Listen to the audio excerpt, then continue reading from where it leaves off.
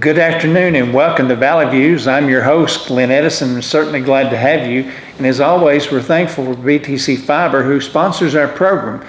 And you can see our program on BTC Fiber's YouTube page as well as BTC Fiber's Channel 18. And we want to thank our sponsors to our program, Ember's Ice Cream of Pikeville, Nickel Row Antiques, and White Wagon Bed and Breakfast.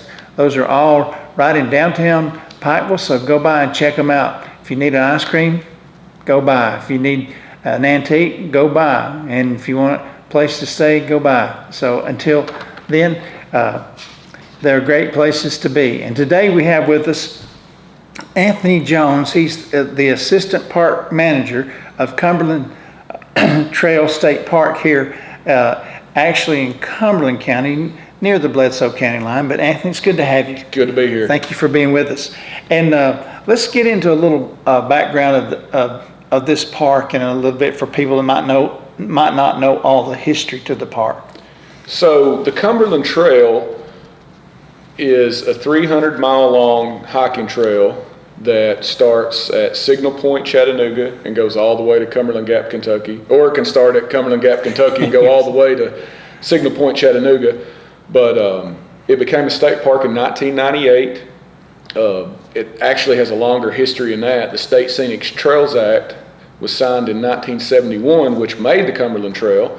And then it's been worked on off and on from the 70s up until this point. We're still under construction, but we are close to the end now. We've almost got her completed. We hope in the next couple years here we can finish out the Cumberland Trail. But in 98 we became a state park. Well, good. That was one of the questions I was going to ask is, now what are some of the things that this park offers to people who want to come and tour it? So for the whole trail, we will specialize in long distance hiking, but we have over 40 trailheads that will be open on completion. Okay. And we have 30 something trailheads that are open now, all the way, like I said, from Hamilton County up to Claiborne County. So there's plenty of places to do day hikes. In Hamilton County, we have the North Chickamauga Creek State Natural Area, which there's a lot of trail in there. We have Laurel Snow State Natural Area is one of our trailheads in Ray County. Here we have the head of Squatchy in, Cumberland County. And then up the road we have Black Mountain. So we have plenty of places. We have over 200 miles of trail that's already completed. So there's plenty of opportunities to go hike, camp, fish, just enjoy nature, just anything you want to get into, we can offer that here at Cumberland Trail. Well, good. Now, one of the things, of course, is I don't know if it's a mystery or not, about the Squatchy River where it comes out of the cave. Have they ever pinpointed where it starts? It starts right here. So this place that we're at today is the head of Squatchy. It will be the center point of the trail, and it will be our headquarters once everything is completed. This room we're in will be our visitor center. We're in the process of turning this into the visitor center. But the Squatchy River comes right out of the ground just a few hundred yards from where we're sitting at right here. And the way that works is Grassy Cove, which is a huge giant sinkhole in Cumberland County. All the water from Grassy Cove drains through a cave in Grassy Cove, and then it comes out here. And in 1976, a professor at Western Kentucky put dye in there, and it takes it about 9 days to get through here. But the spring starts right over there, and water runs 24/7, 365. I've never seen it dry as long as I've been here for 15 years. Well, I've lived in Squatchy County for years, and I've never seen it run dry. Seen it low a few times when it was dry, but never run out. And it's unique because there's not very many places you can go and see the beginning of a river. A lot of streams drain off mountains and they all combine and come together and make up rivers, and ours does too, but the head of the river, where it starts at is just right over there. Well, that's neat. And at this particular spot here, the head of Squatchy, we have, it's pretty historically significant in state parks and in the state of Tennessee. Of course, you have the head of the stream right over there. We have Devil's Step Hollow Cave just right up over my shoulder here. It's about a 3/10 of a mile hike from the visitor center here. And it has 23 Native American glyphs in it. It has all three types of Native American cave art, which is one of the only caves in the southeast or eastern part of the U.S. that has that. It Yeah. has pictographs, which are etched drawings in the cave with like bone into the wall. It has petroglyphs, which are charcoal drawings, and it has mudglyphs, which are clay drawings. So our cave's very unique. Of course, it's federally protected. You can't go inside the cave, but you can go to the mouth of the cave and look into it, and then you can come in here and see what and talk to one of our rangers or somebody on staff that's here and kind of tell you about it. We hope to have a virtual cave tour in this building someday where visitors could come in, they could go to the mouth of the cave and look at it, and then come back here and sit down, and through a projector with pictures that we've taken, well, not us, but the University of Tennessee and National Geographic, we hope that you can sit there and it'll take you through the cave on a tour, and you can see all the glyphs and everything in the cave. Well, that's really neat, considering, that I guess the Indians were one of the first people that we're aware of that were on North America. Yes, and that cave is that's one of the reasons that it's protected. It's a ceremonial cave in Native American culture. So I don't want to say a burial cave, but that could possibly be part of it. That part of history is, no one knows 100% for sure what happened there, but we do know that there was, a lot of things going on in there for ceremonial purposes. So. Well, that's neat to have in this area because that's history, archaeology. Yes. And you can combine all that together, and you don't have to travel to another state to find all this stuff. You can find it right here. No, and the first sheriff of Cumberland County is buried here, Craven Sherrill. His tombstone's just right up there on the way to the cave. And this farm, the Sherrill farm here, Adam Sherrill, who fought in the Battle of Kings Mountain in the Revolutionary War, his sister, this was Adam Sherrill's farm. He lived here at a point in time. His sister, Bonnie Kate Sherrill, married John Sevier, which is the first governor of Tennessee. So the first lady of Tennessee, now I don't know for sure if she was here, but she was probably here at some point in time. Probably. So there's a little more historical significance to this area here right at the head of the creek. Now, how big is the park here? So the Cumberland Trail, in general, state land, we have over 40,000 acres, but we also run through wildlife management areas, National Park Service land, so we encompass a huge amount of land. This little area right here, the initial property that we bought here was 384 acres, and that would have been in 2008, and then we bought an additional 400 acres to protect it. We're around 800 to 900 acres here at this little area. But the trail will connect to here. The Cumberland Trail will come down into this area, and then it'll continue on whether you're hiking north or south. So this will be a place where through hikers can come and stop. But it's open every day too. We're open 9 to 5, 7 days a week, Monday through Sunday. So anytime someone wants to come up and visit and hike a little loop trail that we have here, or see the cave, or see the head of the river, they can come here any day. Well, that's pretty neat. So 9 to 5, 7 days a week. Yes, sir.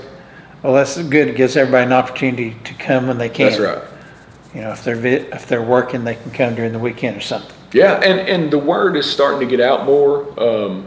We've started that 7 day a week every day as we've gained more staff and stuff like that. So we're getting more and more visitors. On the weekends, it's pretty regular in and out visitation. And as you guys have saw, there's people here today. So the park is becoming more known to the public, and more people are coming to see it. Everybody wants to see the creek, and they want to see the cave, and it's just a real pretty place. And you can take a little hike while you're down here and have a picnic. We got picnic tables, and so it's just a good place to come spend a little day with your family.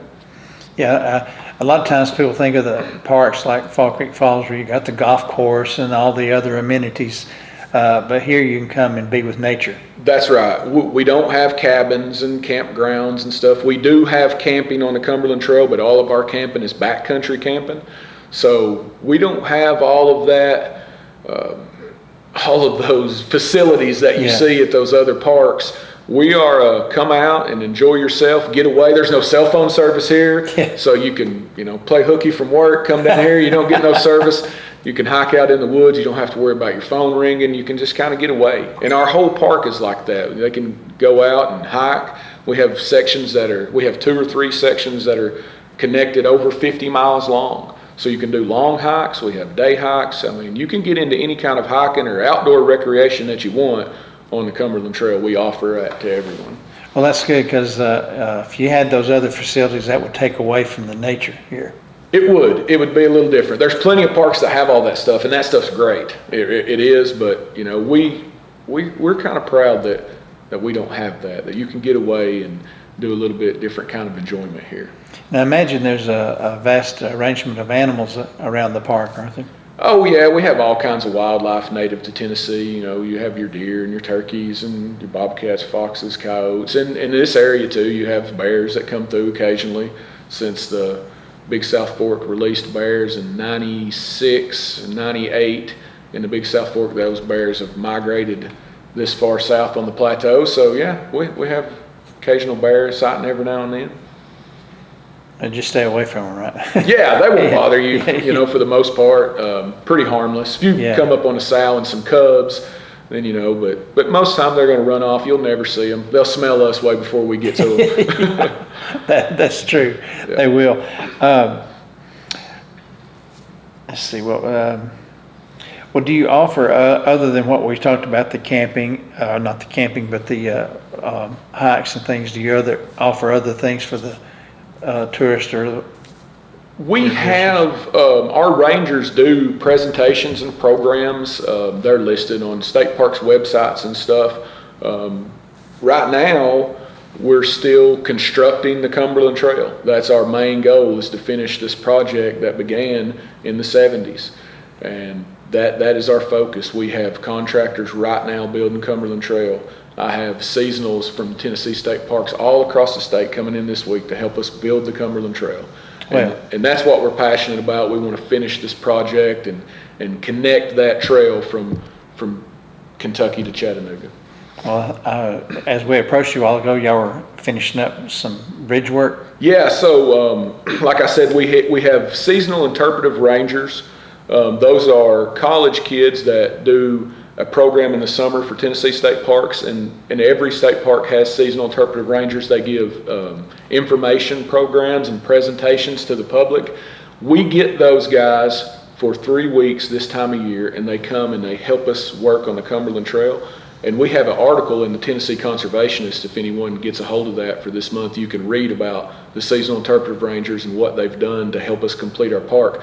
But this next few weeks, we're going to be building bridges with them. So we're building a bridge in Bledsoe County, in Little Soak Creek, just right over the mountain here in the little corner of Bledsoe County.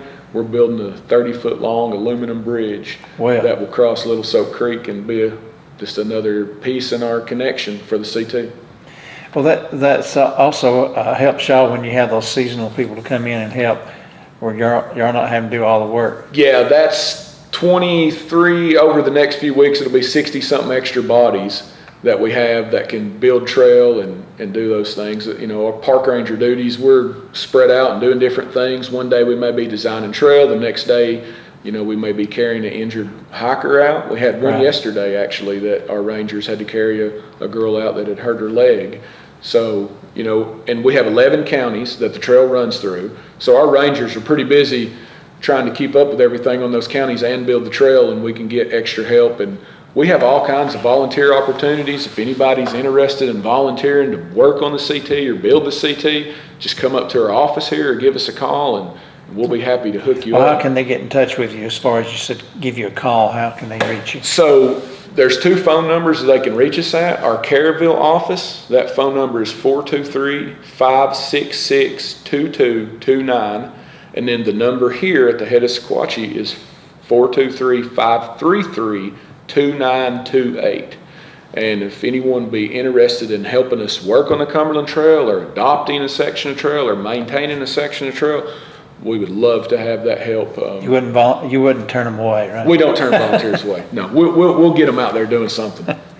Well, and that might be good for them to get out with nature as well. And you're out here and you're doing something for the public and trying to beautify an area and help with the trail. Well, you mentioned Fall Creek Falls, and I'll just go off that since you mentioned it. That park is completed. It's been completed for a long time. We're still in the process of building our park. So anyone who volunteers or comes to help, you're contributing to something that will last forever. And you can be a part of building that park. And if you're a younger person, older person, it doesn't matter. You can come back 30 years from now and say, hey, I helped build this state park. And you can bring your kids back, you can bring your grandkids back, and you can show them a part of the trail that you worked on or that you built. And, we can all be a part of that. And that's pretty fulfilling to know that you're doing something that'll last way after we're gone. Right, because like you said, if you had grandkids, they could go back and say, well, I worked on that, and That's they could right. tell their generations to come. Yeah, that's what I tell all our seasonals when they come in and work for us here in the next few weeks. We build a bridge or they build a section of trail, forever that's going to be there. And you can always come back to that and say, this is what I did. Look what I did to contribute to this project. And our project is one of the biggest conservation projects in the history of this state. And it's still being built, and everyone can, come and say they can contribute to it. And we'd love to have anyone who wants to come and work on it. Oh, I'm sure you would. And I guess schools, if they wanted to come and help, I guess they could come, couldn't they? Yeah, we have all kinds of programs. Anybody that comes and helps, or anyone who's interested in coming and helping, we do that. We do some things for Bledsoe County Schools. The science department comes up here every year, and we talk to them about the creek, and they do a little water quality test and stuff like that. So we work with schools. We have a program in the spring where college students, called Spring Breakaway, college students pay to come work on the Cumberland Trail. And instead of going to Panama City and hanging on the beach for a week, they'll come to the mountains of Tennessee, all across the country, different colleges. And we'll house them over here, and we'll build Cumberland Trail with them. Well, what are some of your immediate needs that you need here? Here at the head of Squatchy, we're just connection. So everything is, we have our land and everything that we need. We're just designing and building. We're just connecting the trail through this area, and it is close to being done. There's this huge section of it, that will be open in the fall. And someone could come here and get dropped off and hike all the way to the Piney River in Spring City. Or they could come here and get dropped off and hike all the way to Ozone Falls, which is in Cumberland County. And both of those hikes are over 30 miles long. Yeah. So, all of that stuff is, every day that goes by, we get just a little bit closer to having this project completed. Well, that sounds sounds pretty exciting. It is exciting for me. Pretty much my whole state park career has been, working here. I worked at another park for a few years, but when I got the chance to come back here and finish this out, I really wanted to do that. Well, how many employees do you have here? So here at this place, we have a ranger that's here every day, and we have a clerk that's here. We have some maintenance guys, but they're off and on. We have, ranger-wise for the whole trail, we have 4 rangers that what we call the southern section that spend most of their time from Cumberland County south, and we have 4 rangers, including myself, in that 4 that work in the northern section that spend most of their times Cumberland County north. So we're spread out across 11 counties. And then we have our park manager whose office is in Caryville, and then we have the ranger that works here all the time. So there's about 8 or 10 of us that are park rangers, and then the 2 maintenance guys, and then our clerks. So, like in your case, you could be called to go somewhere else. Yeah, the phone could ring while we're sitting here, and I could be on my way to any one of our 11 counties if something happens, if someone gets hurt, if someone gets lost, and we do a lot of that. We do a lot of search and rescue, because people do get turned around, and they do hurt themselves sometimes when they're out in the woods, and our guys are really good about being pretty professional and pretty good at what they do about finding people and getting them out safe. Yeah, and imagine that's... I've seen programs on television where sometimes those trails they're not flat. No, none of our trails are really flat. So our trails go in and out of gorges on the plateau. So you can be right here at the head of Squatchy Spring one day, and you'll have to climb out of here and go all the way to the top of Brady Mountain. So there's a lot of elevation change and a lot of, there's just a lot of different ways that you could, hurt yourself in the woods, but that's one thing about being in the woods, makes it an experience as well. Yeah, and I imagine every time you have to rescue somebody, it's always different. It is different. Some of them are really easy, and some of them are pretty rough. Yeah. Well, is there anything else we haven't covered you'd like to talk about, or express to our audience? No, I mean, like I said, we're just trying to complete our project. That's our goal. The park, the Cumberland Trail itself was a dream that was started in the 70s, and like I said, became a state park in 1998. And we're close to the finish line, and we're just trying to get this thing done so we can open up a through hike from Chattanooga all the way to Kentucky. And we believe it will be one of the most visited and most hiked trails in the nation once that's open. Oh, I bet. Well, really appreciate you being with us today. And folks, again, you can see our program on BTC Fiber's Channel 18 as well as BTC Fiber's YouTube page. And again, we want to remember our sponsors, Embers Ice Cream, Nickel Roll Antique, and White Wagon Bed and Breakfast. So until next time, have a great day. Hey everybody, this is Glenn Edison from Valley Views. We appreciate you watching our shows, and we would like for you to like, share, and follow us on Facebook, as well as like and subscribe to our YouTube page. Brought to you by Bledsoe Telephone Cooperative, your full-service telecommunications provider right here in the Squatchy Valley.